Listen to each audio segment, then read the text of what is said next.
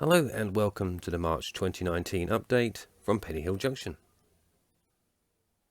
So the new layout build has now progressed by another month, and as you can see by looking at the fiddle yard, I now have my entire stock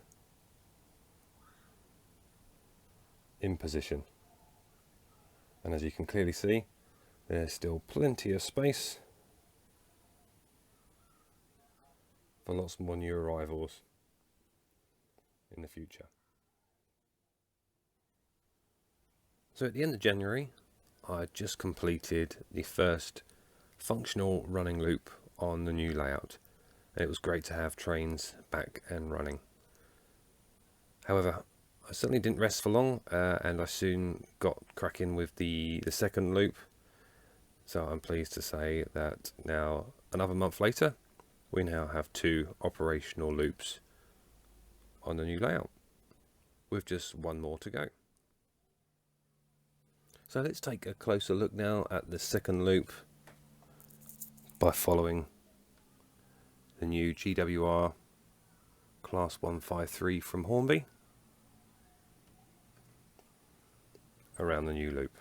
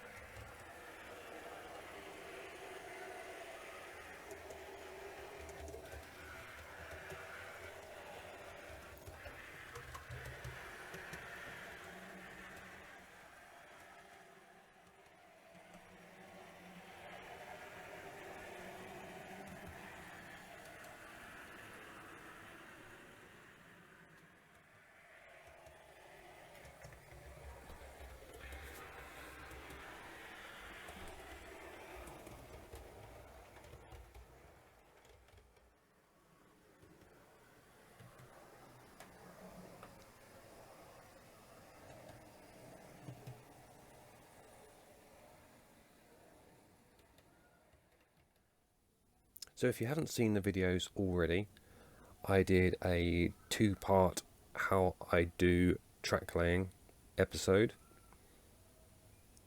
which goes into detail the full end-to-end process of the laying of the track on the second loop. So I'll put a link to those videos at the top of the screen now. So if I lift the camera again, you'll see that I've got 8 occupied lanes on the fiddle yard there, and they all transition into the 2 mainline loops, the outer and middle mainline loops. So all that's left to do on the mainline section is the one final loop,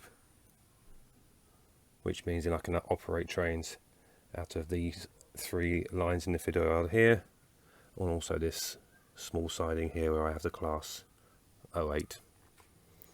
These lines are still live because they're connected, of course, underneath to the bus wire, but I can't operate any of these trains that are stored on here currently because, of course, there's no connection onto the mainline loops.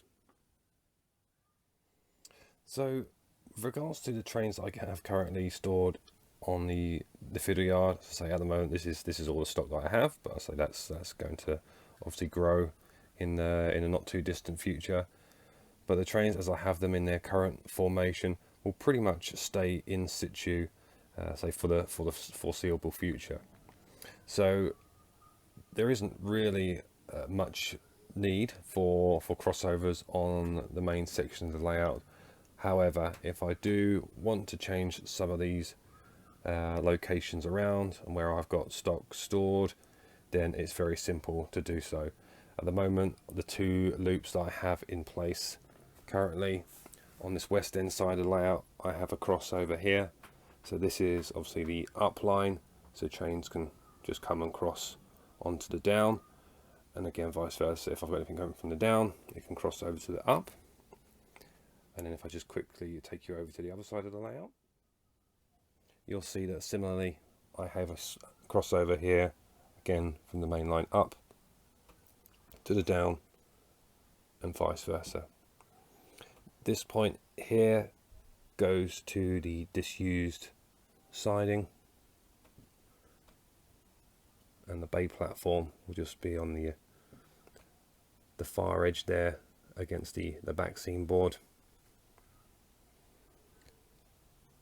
So even though I won't be using these points too much, because I say trains will pretty much remain in formation, come in and out of the fiddle yard, run in the direction that I have them currently stored.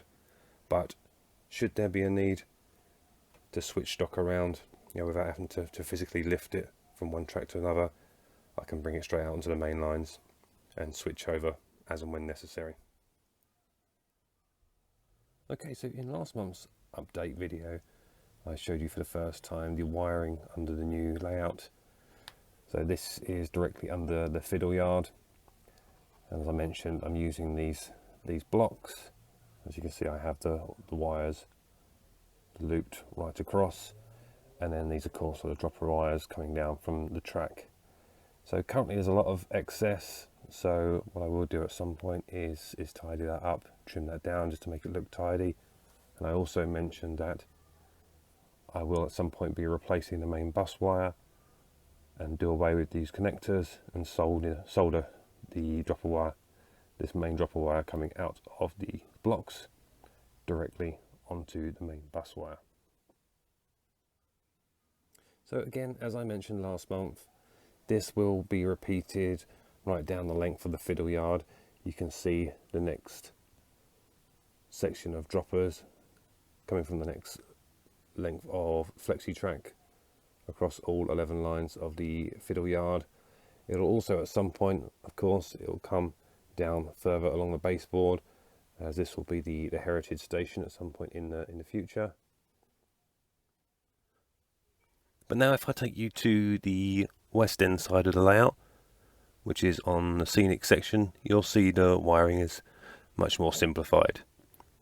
As you know, I'm only having 3 mainline loops on the layout.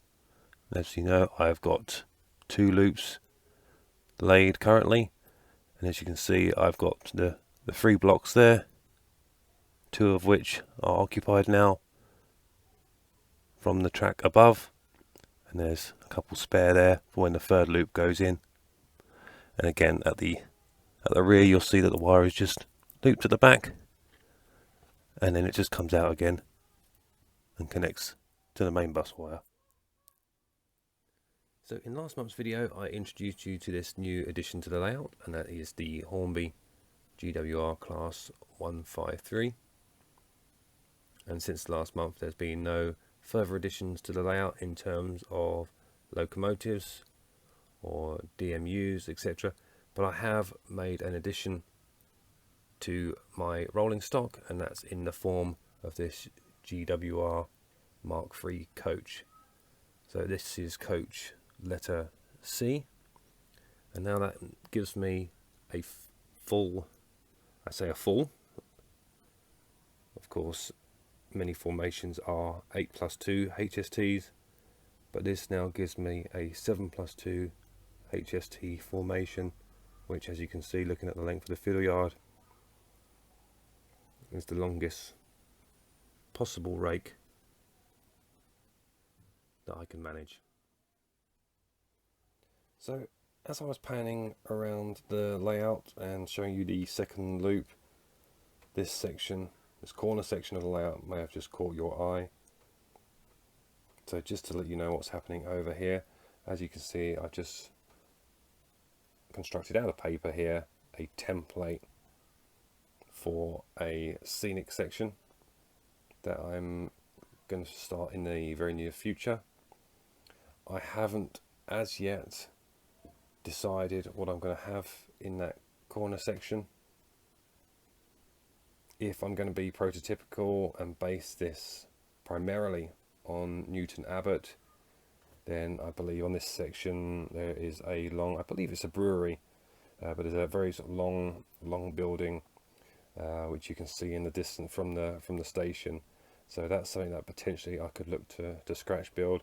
But as I say, the layout is more of a representation of Newton Abbot, particularly on this side, the station side.